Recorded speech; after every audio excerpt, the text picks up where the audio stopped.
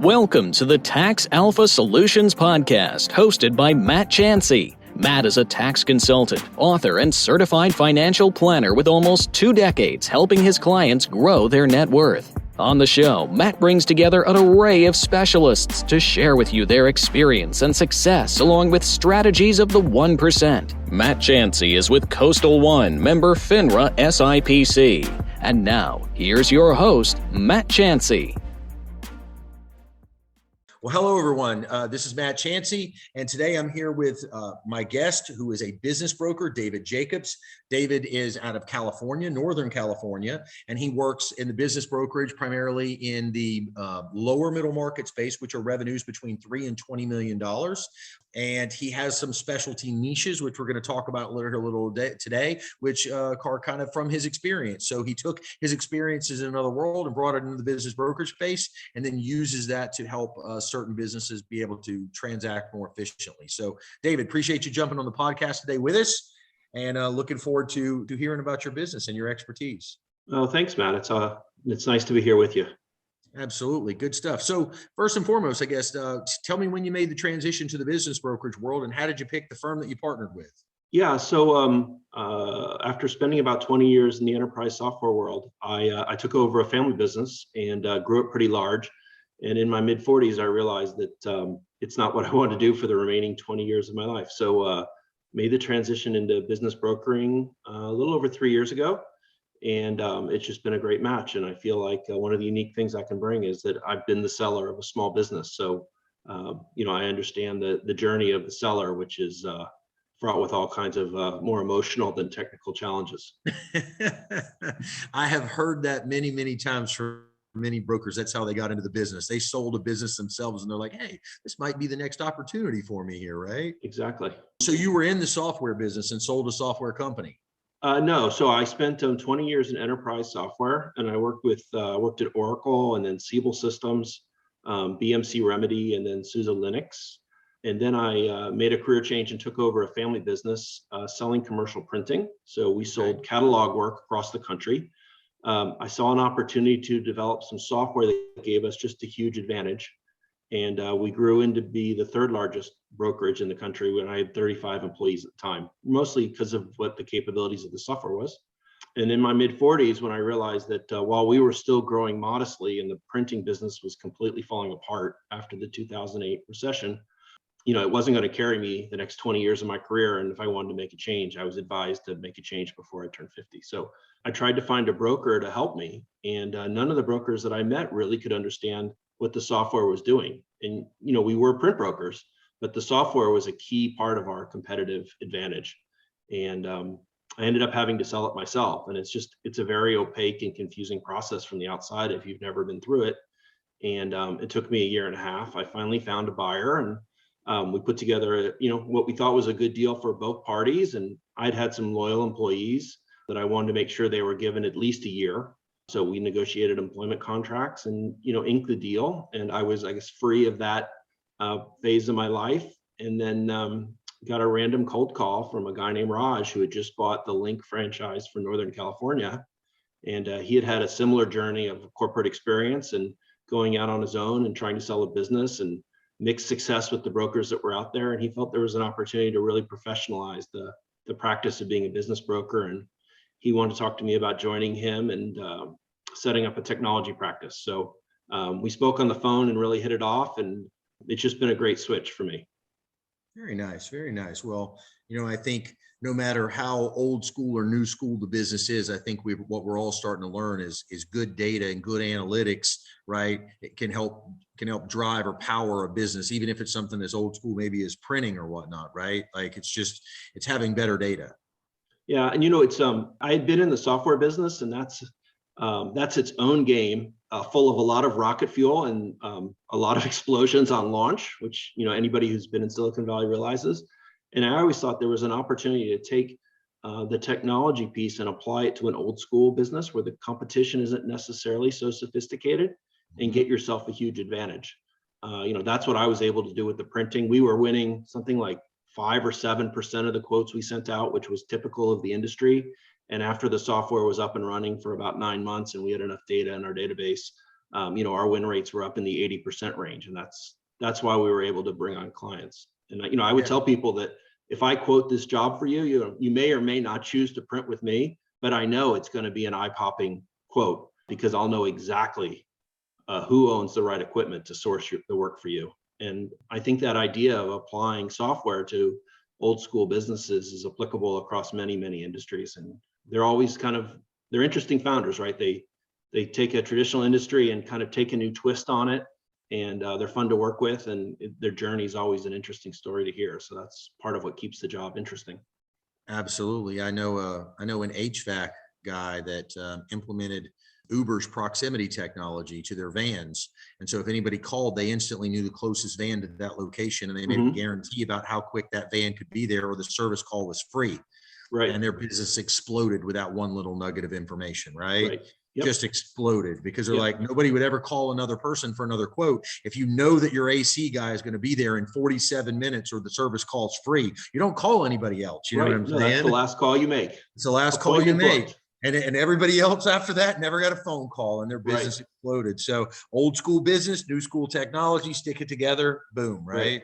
Right. So yeah, amazing. And good on you for seeing that opportunity and figuring out how to monetize it, right? Thank you. So, well, that's awesome. So you met with Raj, you joined Link Brokerage, right? And so I'm assuming that relationship is still persists today. It's still something you guys are doing. Yeah. Okay. So in California, we're regulated like commercial real estate, and the brokers have to be with the firm. So, there's 4 large firms across the country, and Link is one of them. And what attracted me to Link, besides it was mostly Raj, is that they give me a fair amount of autonomy to do my own thing and develop my own type of business and my approach. And I thought, the marketing materials were very professional, and the contracts were straightforward and fair, and it just seemed to be like a very ethical firm to go with. So, I'm still here, and it's still working great for me. There you go. Hey, it's all about finding the right landing spot, right? Exactly. Well, good stuff. Glad you found the right spot for you. So for the listeners that are on today, let's talk a little bit about the business market. I know this, but quickly, you said you're in the lower middle market. So describe to people, what is the lower middle market? Because I think beneath it's like there's a Main Street space below it. So explain what Main Street is, and explain what lower middle market is, and why that space is a good fit for you. Sure. And I'll say that, I really differentiate the 2 segments of the business brokerage market by who the buyer is. Okay. And I'm just better with a lower middle market buyer, and I'll tell you why. A Main Street is the smaller end. So generally companies up to about $2-3 million in revenue, and they generally sell for under $5 million. And these are mostly retail locations, restaurants, bars, liquor stores, might be a dry cleaner, a small construction company, auto repair, those types of businesses. And usually there's an owner operator. So the person who owns the business shows up and works at the business each day. And when these businesses transact, they're typically financed with an SBA loan. The SBA has a loan limit of $5 million. So already there's the ceiling of the transaction. Yeah. In the lower middle market, these are businesses they might have the same revenue, usually $3 to $20 million. So, they're bigger, but not necessarily so much bigger. But what would differentiate a lower middle market business from a services or a Main Street business is a lower middle market business can scale, right? So it might be a software company doing $3 million, but they could sell their software all over the world. And it could conceivably be a $20 or $50 million market. There's no geographical limitations on it, like some of the other, like a restaurant's only going to service customers from so far, right? Exactly. So, one of my things is a lot of my clients I've never actually met in person, and there's no reason to go to a software office, right? You can do it all over Zoom. There's nothing to physically see. It's not like there's a restaurant or a warehouse to take a look at. Makes sense. And the types of buyers that buy these businesses are different. So unlike an owner operator that's going to buy a Main Street business and is essentially buying himself a job, right? I've always wanted to, own a restaurant, or I've always dreamed of owning an ice cream shop by the beach, and I want to go and serve ice cream to people. Wait a minute. I've always wanted to own an ice cream shop by the beach. Well, it's nice being by the beach, isn't it? 2 great things, ice cream and the beach. I'm like, how can you argue with that? You can't miss with that. The lower middle market people are trying to buy a smaller business and grow it into it's called a middle market business. So, Gotcha. As the businesses grow, not only are they generating more revenue and more income. But the multiples that are used to value the businesses will expand. So, maybe a lower middle market, you would buy it, let's say 5 times earnings. If you could grow that into a middle market size business, you might be looking at selling it at 7 or 8 times earnings. So it's a different type of buyer. And typically the businesses, they sell for more. So you need access to more capital. So they've essentially raised capital from some type of institution or a family office. More sophisticated capital structure than just SBA financing. Yes. Yeah. And it's usually, the businesses are usually actually growing beyond the ability to kind of manage by walking around. Usually the buyers have some kind of financial sophistication where they're comfortable running a business from the financial statements and spreadsheets, as opposed to kind of walking around and seeing what people are doing, because the scale is getting beyond just being able to walk around. Sure. Interesting. Yeah, I've never actually heard that perspective on it. That's an interesting point of view or perspective to look at it. It's almost like analogous to being an airline pilot and flying by visual sight or knowing how to fly by your instruments, right? Exactly. I guess, I'm not a pilot, but I would think in a jet, things are probably happening too fast to fly by sight. You got to look at the instruments and see what's coming. So I would say these lower middle market businesses are similar. Yeah, interesting. That's a neat analogy that I think people can kind of wrap their mind around. So, all right, so lower middle market businesses, we've got to grow those, and we like stuff that's in the technology space. So, what are the opportunities for business today? I would say, based on from the outside looking in, we've seen a big push with COVID, right? And everybody right now, we're talking about how the pandemic has affected businesses. There were some that took off. There were some that didn't do so well. There was a lot of unintended consequences or things we didn't think would happen that would happen, right? How's that affected your business, both positive and or negative? I don't deal much with retail sector, which has really been hurt by COVID. Sure. Most of my clients, the business, they're all growth because they're all technology based. And, if you're not growing, you're dying in technology. Sure. But, it's not uncommon for them to have doubled. I was just talking to somebody the other day, and they had a business that really benefited from the whole COVID. And they're up 250% from the year before. So, very rapid growth.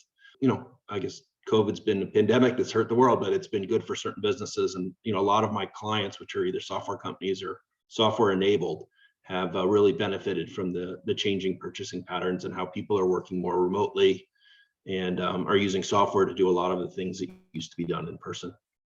Yeah, makes sense. Are there any specific verticals or whatever is it things that are related to, and I'm just trying to get a flavor for it. Like, are you seeing things that are technology enabled around like communications? Like, for example, we've got the 5G shift going on with our cell phones and all that technology now. Are we seeing stuff in medical technology that's moving much faster? Like, I've even, to give you an example, I've seen a lot of what I would call, I guess, retail technology or like, for example, a lot of restaurants in the quick service or the, fast food restaurant spaces, they know they've had trouble with employees, right? It's been hard to get that service worker for that type of industry. So there's been a lot of spend on technology and automation. And how do we service as many customers while using less human capital to be able to do that, right? Creating efficiencies.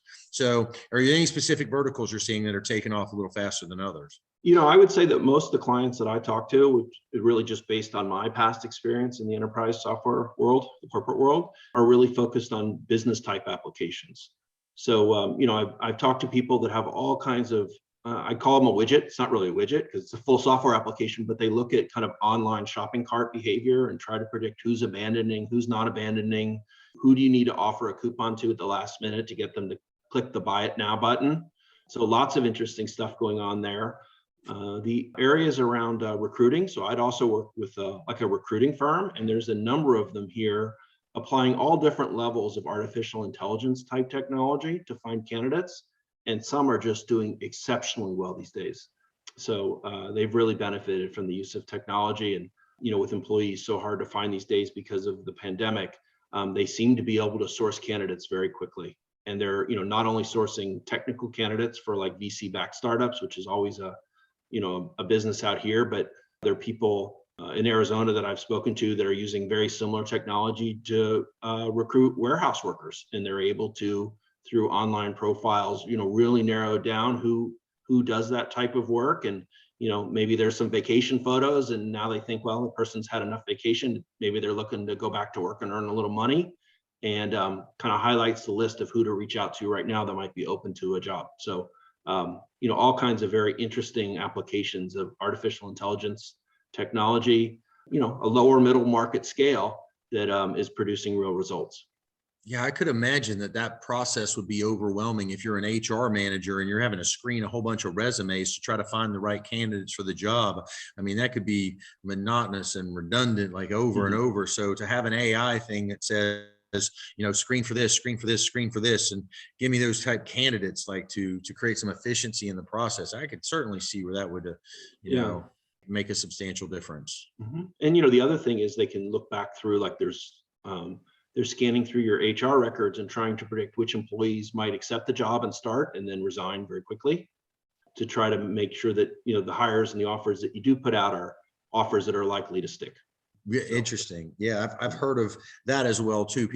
There's tests that HR managers will put people through sometimes, things like the Colbys and the Myers-Briggs and the other stuff to test for aptitude and skill, or how they're wired for certain positions. And I've heard them say, yeah, you'll be bored in this position for too long a time. You're like, how can you know that I'm going to be bored with this job?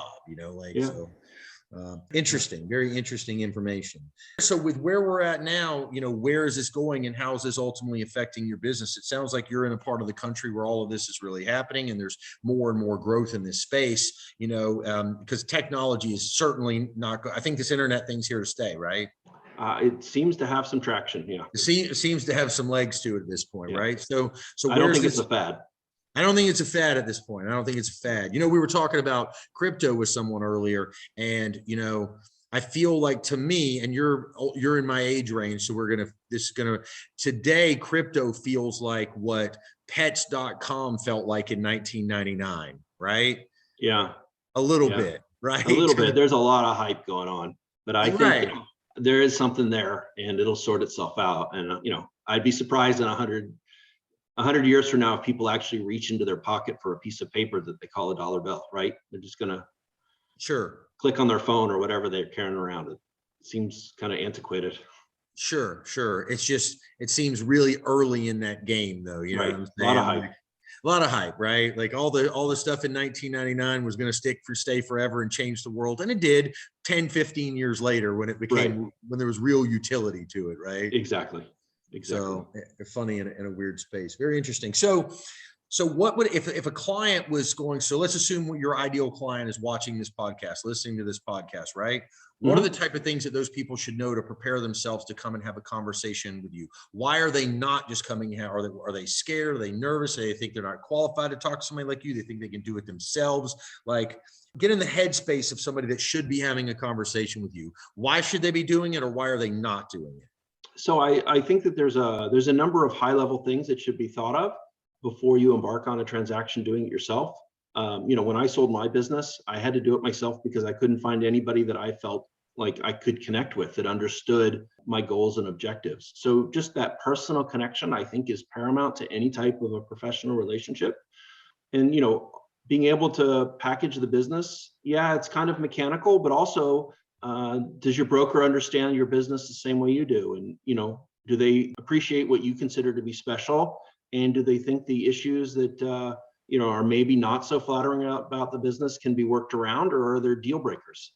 And just, finding somebody that thinks like you, that can work with you, because as you get into the transaction and you start to deal with the buyers, especially the buyers in the lower middle market, I mean, nobody's spending 10, 20, $30 million unless they're really bright and very detail oriented. They're going to uncover, let's say, less flattering information. And you got to be comfortable with your broker that they're going to be able to, work with the buyer and you, and kind of work through these bumps in the road in order to get a deal done. Because all companies have great things and less than flattering things, and the less than flattering things will surface, and you just need to be with the right person who you trust to put the best foot forward and describe it in the most positive way. Sure. How much, I've heard other business brokers before, people in the space, talk about audited financials and stuff like that. How important is that in your opinion on? In my space, we don't really do much audited financials. The companies aren't that big. I mean, even a $20 million company is not so large that the financials are going to be so complicated. And the source of truth is really the federal tax returns. So, you should be prepared to show federal tax returns. You should be very prepared to talk about if there's any deviation significant from your internal financial statements. And I would say, the biggest kind of proof is going to be, they're going to look at what you claim is revenue on your federal tax returns and look at the cash that showed up in your bank account month by month for the past 3 years. And if those tie out, then there's no real reason to go through audited financials. Makes sense. Makes sense. Totally get it. How about, do you look into, so on my side of the ledger, I look at deals sometimes if I'm going to have counterparties or something we're involved in, we're doing background checks on people to, the information is only as good as the person that's giving it to us, right? Right. Trust but verify. So, what type of information are we looking to on the potential backgrounds of potential sellers and or potential buyers to make sure that they're legitimate and they're forthright and they're being completely honest when they're coming into the transaction? I mean, you can never guarantee that, right? But you can try to make a best faith effort that this person doesn't have a history of telling, little white lies all the time, right? Yeah, exactly. Yeah, no, it's really a transaction between people. And there's got to be trust between the parties because unlike purchasing, stock or bond as an investment, a business is a living thing, and people show up to work every day and they do their thing, and that creates value and revenue, and you pay them with expenses. It's a people business, and if you don't like the people, there's really no reason to go forward because you won't be successful without the buy-in of the seller. And then I would also say that the reputation and quality of the buyer is also important. Very rarely do these deals close as an all-cash transaction. There's usually some kind of a seller note or an earnout. And, just like the buyer wants to be sure that the business is as described, the seller wants to make sure they're going to get paid what they're owed. So, we always try to do some background checks on both parties and make sure that everybody comes with a good reputation. And if there's some blemishes, they can be explained in a very straightforward way. In the lower middle market where I operate, usually the businesses transact at such a value, it's beyond the range of an SBA type loan. So the buyer is typically part of an institution, and that makes the due diligence process easier. They're part of a private equity firm or a family office or a large corporate publicly traded company. So that kind of makes it a little easier on the buyer due diligence side. Sure. No, absolutely makes sense. And look, if you're going to be part of an earnout or a seller note, you're in business with that person for the next few years. You want to know the type of person you're in business with, right? So exactly. It's not like you just took the transaction off of their hands and you're like, yeah, I got it from here. Don't worry. Right. Yeah, no, you give me a check, I'll give you the keys is a red flag all around. So all the way around. Yeah, totally understand that. Totally understand that. So what are some of the biggest obstacles to people selling businesses today? What are the biggest challenges to that happening? If you look at the industry in general, I think the statistic that's floated around is something like 80% of businesses that are brought to market fail to sell. It's very hard. And, this is a very valuable asset that people have, maybe their largest, even more than their house. The fact that they might not be able to find a buyer and just have to wind it down could be pretty devastating financially. The biggest reason that businesses fail to sell is unrealistic expectations on the part of the seller. So, we're surrounded by the news media that talks about, Facebook just bought this company for 100 times revenue, or, Microsoft bought such and such for billions of dollars. And it's really important to look in kind of the lower middle market or the middle market or the Main Street, wherever your business is in terms of size and industry, and kind of see what other transactions have looked like. And, I'm very happy to share that I have access to a database. Sure. So, we want to set expectations, and, we always try to get more than the asking price. The asking price is a floor. And I do that through trying to create competition. But this idea that you're going to have an inflated asking price and then negotiate down isn't actually how this industry works. And the inflated asking price really scares away the qualified buyers, meaning the buyers that have access to enough capital, because they have plenty of money. They don't have time. And if you appear to be an unreasonable seller, they're not even going to begin the time-consuming process of due diligence, only to have you, walk away from the deal at the last minute after they've invested hundreds of hours. So getting the asking price right, and then, I always try to make an introductory call between the parties early on in the process so they can meet each other and decide if they like and trust each other. That seems to allow me to close deals. And, if the business is big enough, my success rate is 100%. So I do pride myself on getting deals done.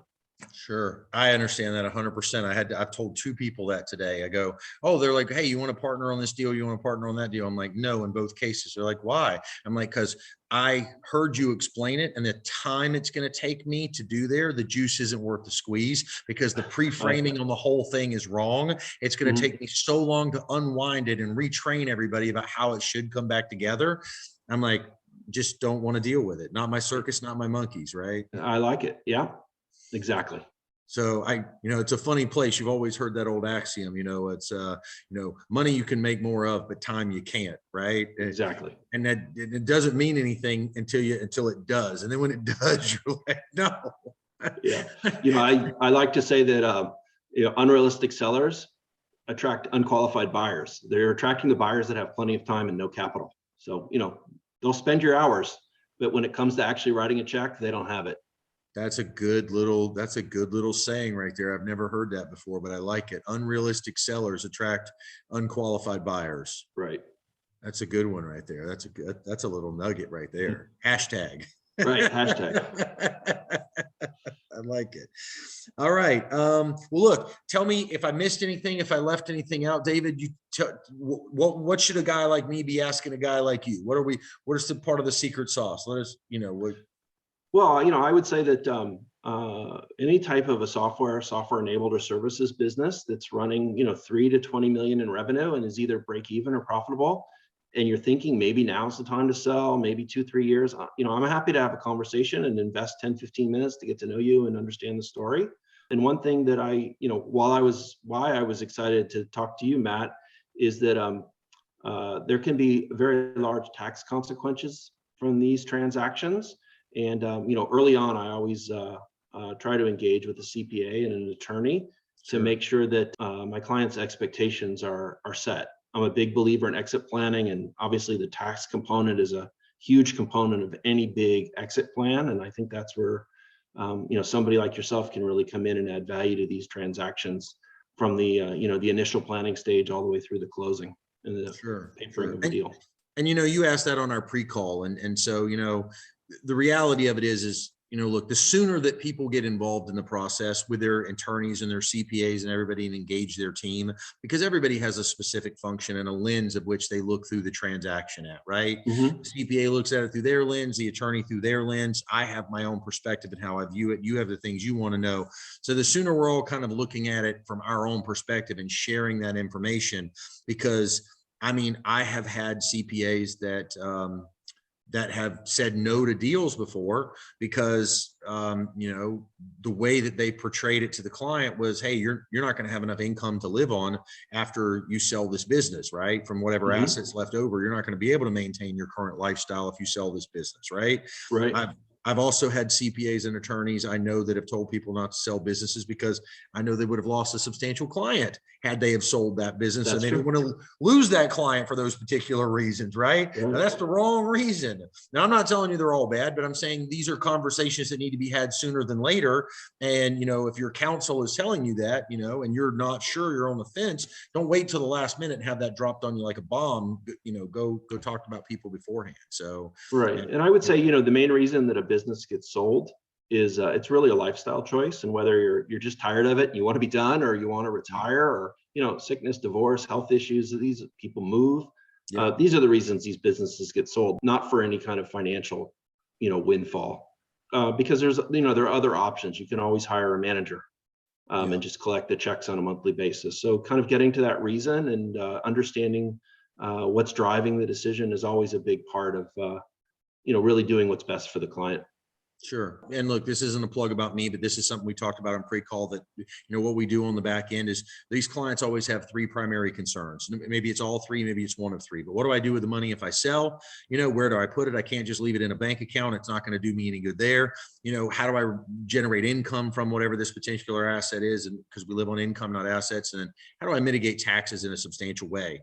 And what I've found in my experience being involved in these transactions is when you can help a seller understand how to mitigate whatever those fears are out of those pieces, if they can feel comfortable with what that is, it helps the transaction be more seamless. It minimizes the friction in a substantial way for them understanding what it's going to look like on the other side of that sale.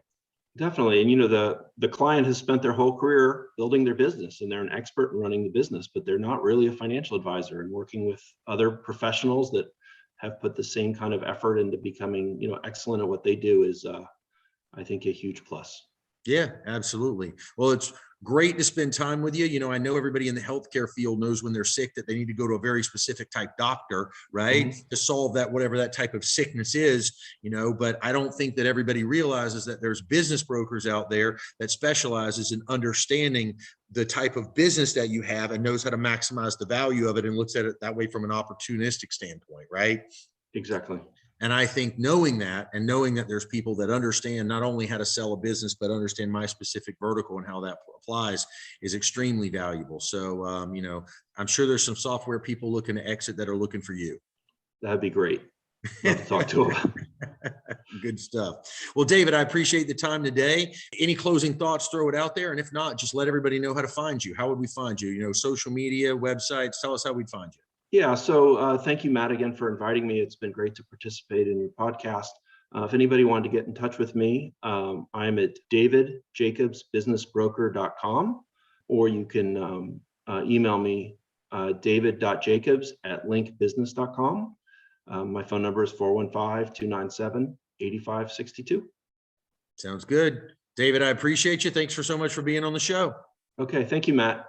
You got it.